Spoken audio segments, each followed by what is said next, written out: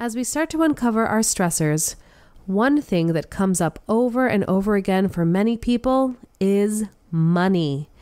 And while it may not have to do directly with the stressors at school, money can cause feelings of anxiety and worry, which can definitely affect how we show up for our students. And being an empowered educator is really about holistic well-being. And today's episode is all about financial hygiene and getting your financial house in order. And coming up in Empowered Educator World is the newest program, Thrive, because you are ready to feel empowered and have the work-life blend that you love. Doors open for registration on October 1st, but the waitlist starts today, so you could be the first inside this incredible series. We need to do better than just survive. Let's thrive. Head over to empowerededucator.com/thrive. Remember all the passion and vision you had when you first went into teaching? Feeling like building young minds and creating community through your work would make a lasting impact on this world? Well, those days may feel like they're behind you now because you're exhausted, stressed, and overwhelmed and frustrated, but I'm here to tell you it doesn't have to be like this. In fact, the love of teaching never really went away, but it absolutely needs transformation. Welcome to the Take Notes podcast. I'm Jen Rafferty, former music teacher, mom of two, and certified emotional intelligence practitioner, and I'm here to light the way for you. In order to create a generational change for our kids, we need to shift the paradigm away from the perpetual stress and overwhelm and into a life of joy and fulfillment. This is Education 2.0, where you become the priority, shift how you live your life, and how you show up both at work and at home. So take a sip of steamy morning coffee and grab your notebook. It's time to take notes. Hello, and welcome back to Take Notes. I'm here today with one of my favorite people in the world, Diana Greshtchuk. And Diana is not only an incredibly important person to me, but she is also the CEO of Fan Your Flame and is a financial literacy coach. And I wanted to bring her on to talk about financial health and how important financial health is to our holistic well-being, which fits really well into Tenet 8 of Empowered Educator, which is, of course, a sustainable means of self-care. So, hi. Hi, thanks for having me today. Of course. So glad you're here. I would love for you to share a little bit about yourself with our listeners, where you're from, and how you got to be a financial literacy coach. Sure. Hey, everyone. I'm Diana Greshtchuk. I am based in Los Angeles, California. I opened up Fan Your Flame, a financial literacy coaching business this past December 2021, in that vortex week between Christmas and New Year's where you don't really know what day it is. So I just decided to start my company then. I'm actually doing that on the side at the moment. So I do have a day job, but I am also very experienced in the financial services industry with 20 years experience as an auditor at the Big Four public accounting firms, and then in private industry at various asset managers in Seattle. I also did a brief stint in Sydney, Australia for a while. And so with 20 years of financial services experience, there is a lot of financial literacy that I have that I think a lot of people need in order to have access to building their wealth, sort of on a DIY basis. So I work with clients to build their financial literacy. It's sort of like learning to speak a new language. And so it's learning to read and write, understand, speak finance, which I think a lot of people aren't really comfortable with unless they went to school for it, like me. Oh, absolutely. It's like, you go to college, and I remember my parents kind of quickly teaching me how to write a check before they shipped me off to college. That was, I think, the extent of my financial literacy. Yeah. And who writes checks anymore, right? And how do you reconcile a bank account if you don't use a checkbook? And it's all online. And I do write checks too. I mean, I like to delay payment of my bills so that the utility companies get my money as late as possible. I have two checks that I write every month. But you're right. Everything is now even different from when we grew up, yet we're trying to navigate a space that we don't have any education about. So Correct. it causes a lot of stress. And, when I talk with teachers about some of the things that stress them out when we go into the beginning parts of Empowered Educator, especially, we just kind of uncover all of our stressors in our lives, these external things. Money comes up more often than not. So, I want to know from your experience with financial coaching and financial literacy, what seems to be some of the biggest causes of the stress when it comes to money? So I think once people do a preliminary assessment, or as I call it, go on a money date with themselves, and they get a lay of the land, a current financial snapshot that tells them where everything is right now, assets, liabilities, income, and expenses, it can be very confronting to see what situation you're in. And so stressors that can come out of just the awareness, number one, because I think a lot of people live their finances ignorantly. They tend to think ignorance is bliss. If I don't check the bank account, there's still going to be money in there. It's like Schrodinger's balance. And so when people start just having that awareness, that can bring a lot of stress. Just sitting down, checking your bank accounts can be stressful. But then beyond that, once you have an awareness, I think a lot of people instantly shift to this scarcity mindset. And what I mean by that is there's not enough money. I don't have enough cash. I have a large amount of debt.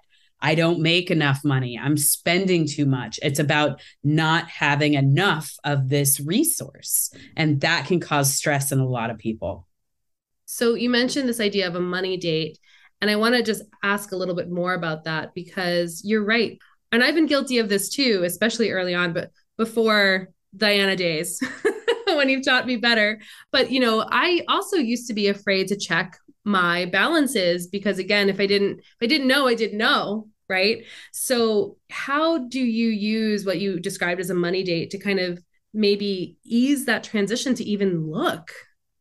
Yes. So the trick is number one, pour yourself a glass of wine, pour yourself a glass of scotch, whatever your go to relaxing, safe space creator is. Maybe it's just a cup of Kool-Aid. We don't know. Maybe it's lemonade from the lemonade stand around the corner that the kids got going.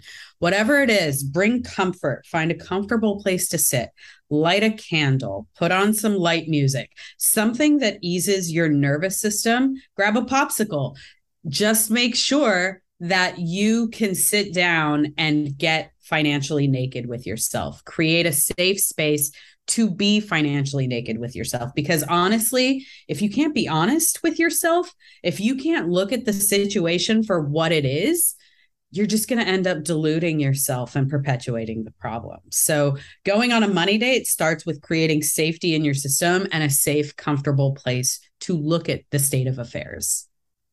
And I'm really glad you said that about making it safe in your system, because that's something we talk a lot about. And that's a consistent theme throughout Empowered Educator is understanding that your nervous system is going to be activated when it feels unsafe. And for a lot of people, looking at that account doesn't feel safe. So creating that safety is so important. And yeah, I've had to have a popsicle on many occasions when I'm trying to do things that I don't want to do because it just creates that sense of calm. Yeah. Yeah, absolutely. And I think that can ease some of the stress.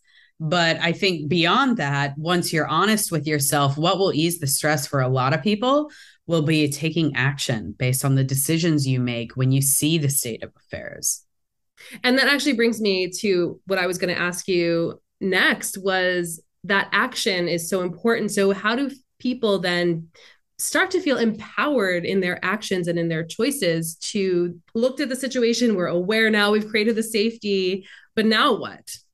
Right. So I think that's when, we've inherited generational money stories. We learned how to be around money from our parents, their relationship with money. I'll tell you, my parents, when I grew up, they argued about money all the time. And it's because they came from a generation that survived the Great Depression. It was all about scarcity. It was all about the cost of things. And so when you see how your parents react to money, if they're constantly arguing about it, then that teaches you that money is to be argued about. Right. So then you have this disempowering belief that if I take control of my finances, I'm going to have to argue about it. I have to argue with my spouse. That's how we handle money. That's how it's done. So that can create this feeling of disempowerment. That's a disempowering belief that money causes that. So I think to shift to empowered, I want to give a really simple example. Let's say, you and your spouse are looking at buying a bike for your kid, and your kid wants this great new bike. I don't even think Toys R Us is around anymore, but wherever you buy bikes now. And so your spouse says to you, we can't afford this. Okay, first of all, that's a scarcity mindset. That's a disempowering belief that we can't afford this. The simple shift might be if you replied to your spouse, well, how are we going to afford this? By creating that curiosity, by opening up the door and not saying I can't, but instead, how do I? That allows you to then figure out financing for this. Do you talk to their grandparents and see if the grandparents want to buy the gift for them? Do you want to use some of your credit card balance and go into debt to buy the kid the bike? So there are ways to finance it, but it goes from a shift from I can't afford this to how do I afford this? And that can be empowering because it lets you control and make the choice that it's not that, oh, I have to be resentful and buy this bike. They're going to leave it outside. It's going to be awful.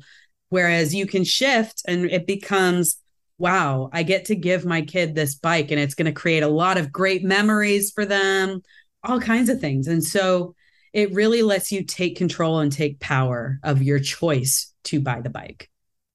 It's so fascinating to me that those small shifts in our language and an intention can have huge impacts in the way that we go about our world and make choices. Absolutely. Those little shifts can change how you see the world, and then suddenly the world looks different. You mentioned generational money stories, and I want to touch back on that for a second because that's something that hits home for me too. I mean, even now, and I've shared this with you before, is, when I hang out with my mom and we're doing this or that, money seems to come up in all sorts of ways that reminds me of the stories that I was made to believe about money when I was little that I'm still navigating through now. Can you just talk a little bit more about that generational piece? Because I think that's something that's so important that I think is overlooked. We don't even think about it.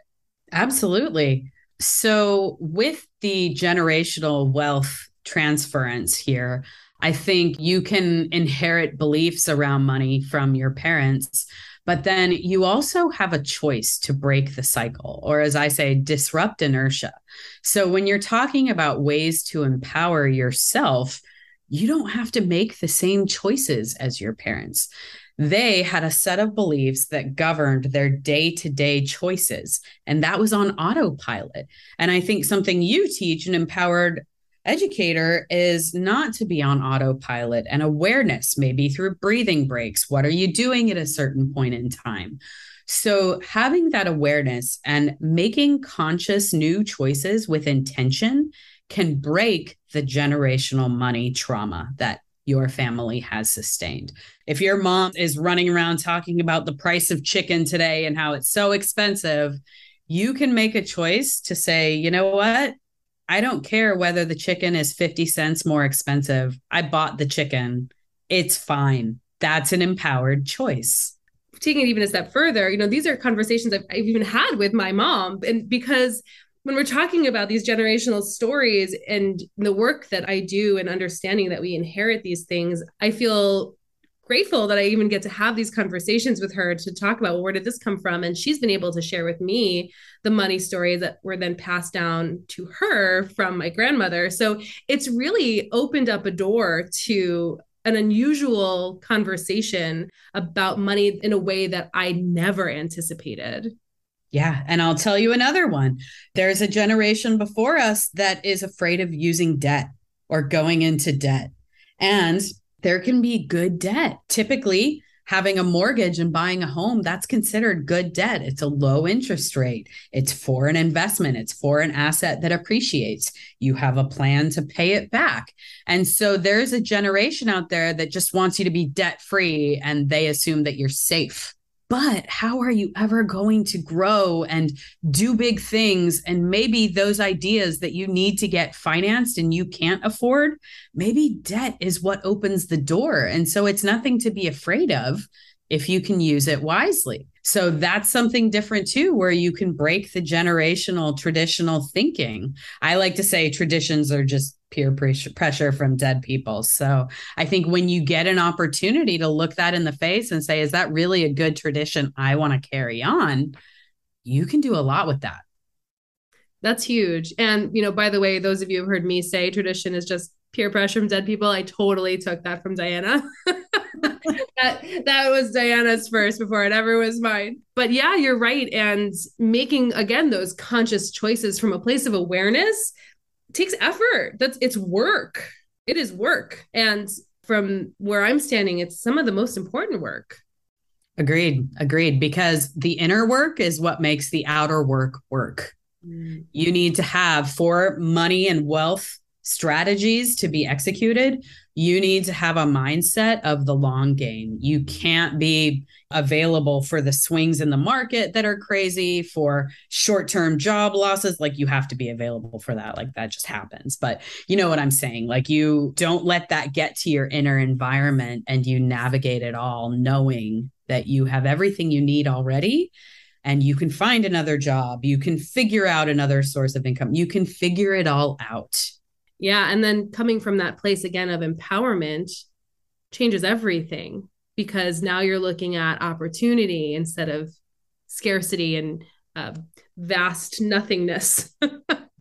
And whether you believe you can or whether you believe you can't, you're right. Absolutely. And what's so interesting too, and I always bring this back, is that exact quote, Henry Ford, right? Teachers know this quote, and we tell this to our students all the time. This is something it just comes out of our mouth. The kid's struggling with the math problem, and they're like, well, if you think you can or you think you can't, you're right. But when it comes to looking in the mirror, this is why Empowered Educator exists, is because we're able to hold up a mirror to ourselves, and how are we actually embodying some of the things that we share with our students about growing and expansion and becoming this fullest you. And like you'd like to say, your youest you. Absolutely.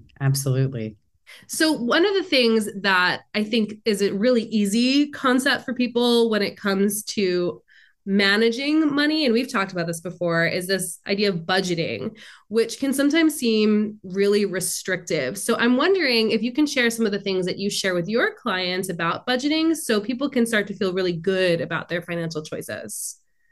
Absolutely. I think some of the budgeting can feel constrictive because it's about your mind showing you what you're losing. So that's when you have to cut costs in your budget. And so when it comes to budgeting, I think that in order to create an abundance mindset and not a scarcity mindset, it's really coming from a place of gratitude, number one. And number two, putting your money where your mouth is. And I'll say that a different way.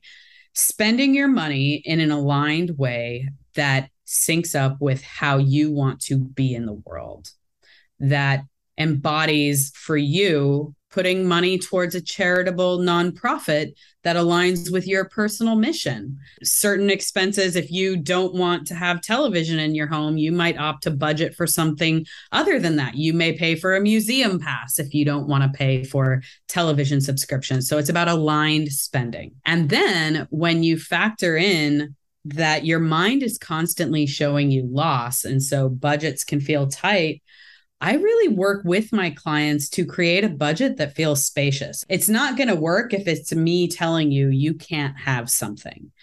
I need them to buy into what they're willing to cut and what they're willing not to cut. So we take a look once they have their financial snapshot.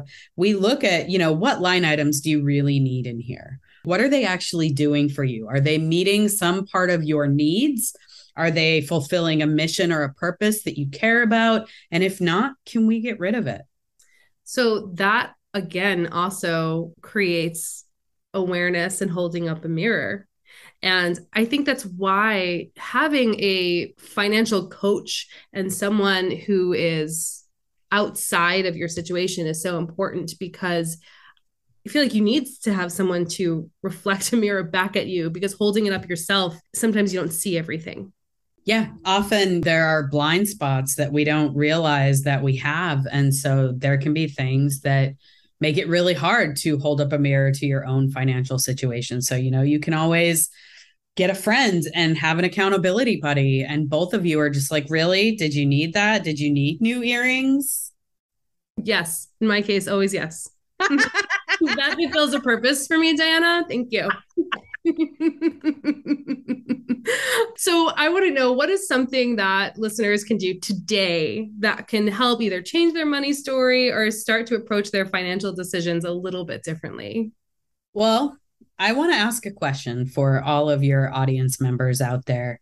So if you did something for someone and they didn't say thank you, would you be inclined to do something for someone again? Probably not. So when you think about your relationship with money, personify money. If money is doing something for you and you're not grateful for it and you don't express gratitude, is that money going to come back to you? Is it going to work for you again? That's what I encourage my clients to think about, is their relationship with money.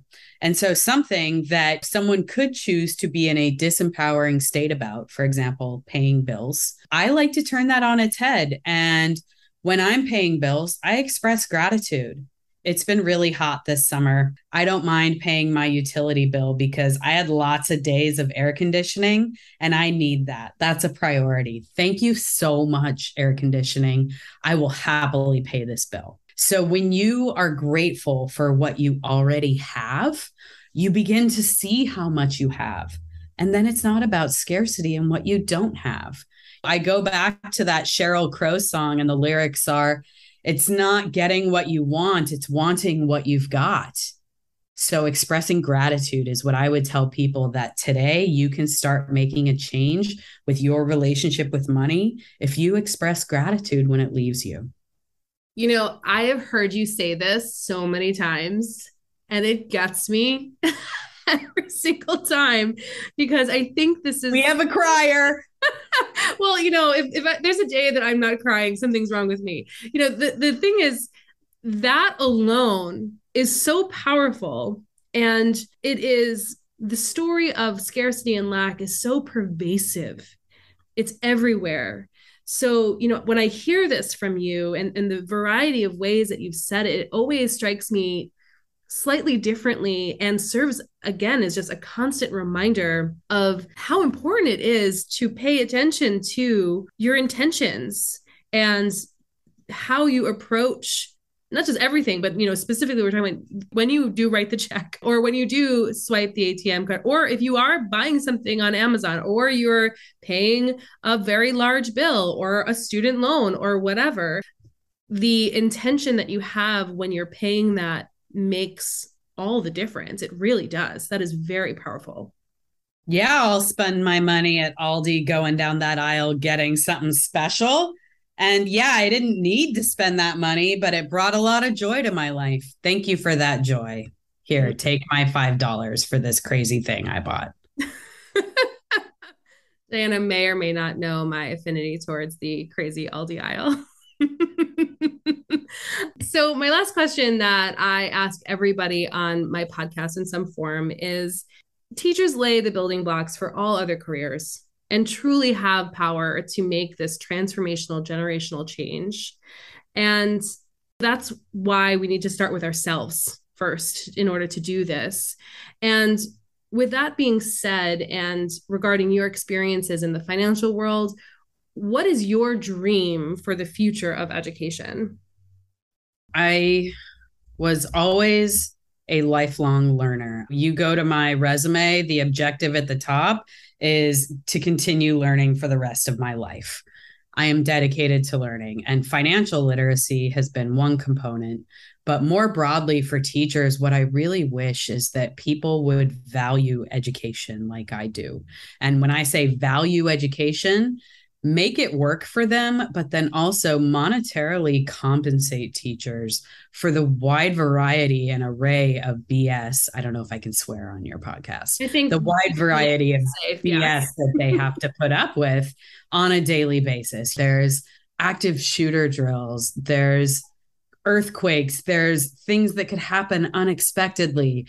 There's bad attitudes. There's everything you can think of, like administration and bureaucracy. And for people to value educators as much as they value the next generation that is learning from them, I think is going to be huge, because there's right now contributing to this disparity, the upper 1% of wealth in America.